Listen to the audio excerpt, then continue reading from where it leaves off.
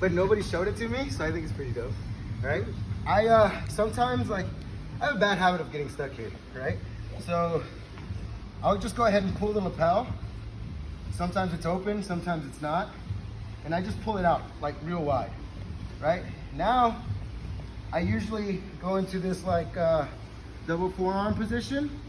I'm gonna step up and I'm really gonna step on his jacket, right? So I'm really gonna go here and I step as high up on his jacket as I can, right?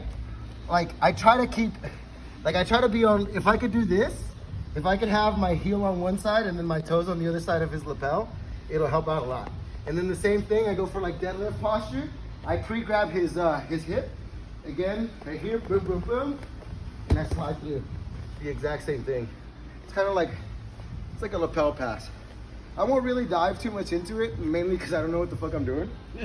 But I think it's like a really cool option. It literally like, I just discovered it because on accident, I was like, fuck it, I stepped on it, and then like I noticed that it pinned like one side down. So if you have the opportunity, go for it. Like I think that'd be, you know, if you find something, let me know, and then we can figure it out. Go to De La Riva.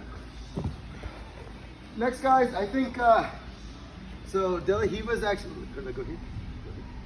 De La Riva's probably my favorite guard. I think it's really hard to pass, especially, well, I know why, because there's 4 grips at all times, right?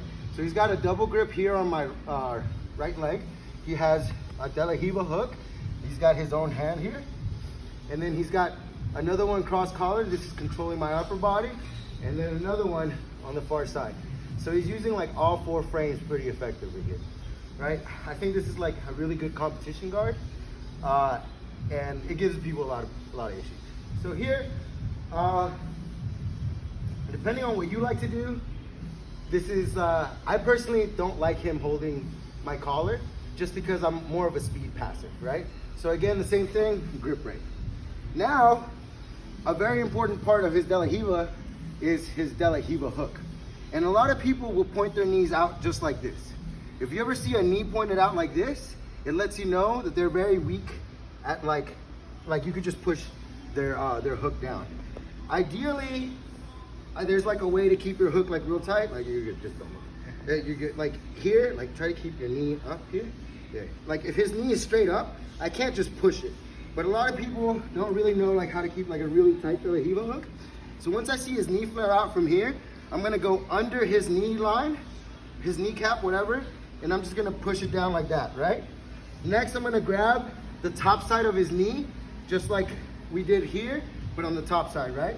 And I'm gonna just step over it, but this time, I'm gonna take my leg and I'm gonna shove it in between mine and his leg. Then I let go here, and I go and I post here on the mat. From here, I'm gonna go ahead and grab his far side collar, keeping this down. I'm gonna stand right back up, back step, and put my other knee in here, right? Now I'm gonna take that elbow, lock down his knee. I'm gonna remove my grip. I'm gonna go for the upper collar grip. And then I'm just gonna let go here and start twisting out of this leg drag situation. Personally, guys, I like just fucking staying here for a little bit. I love like just torturing someone in the leg drag because their knee, like, if anybody's ever like their shoulders are this way and then their hips are that way, they can't do shit to you. So I recommend you just like, I almost didn't want to show you guys how to finish it because when you end up here in a fight, it's fucking money, right? So one more time, guys, we're here in De La Riva. Like I said, I like the option of speed passing. That's not necessarily a speed pass, but I still like it. So I'm gonna pop it, let go of it. Now I also control him, so he can't really do much with this grip. I see that his knee is pointed out. I'm gonna pop it loose. If I can pop it through his like bottom De La Riva grip, like now I feel that he's let go of my ankle. That's like best case scenario. I let go here, I go to his knee, I step over it, and then in between it, and I post on the mat for security.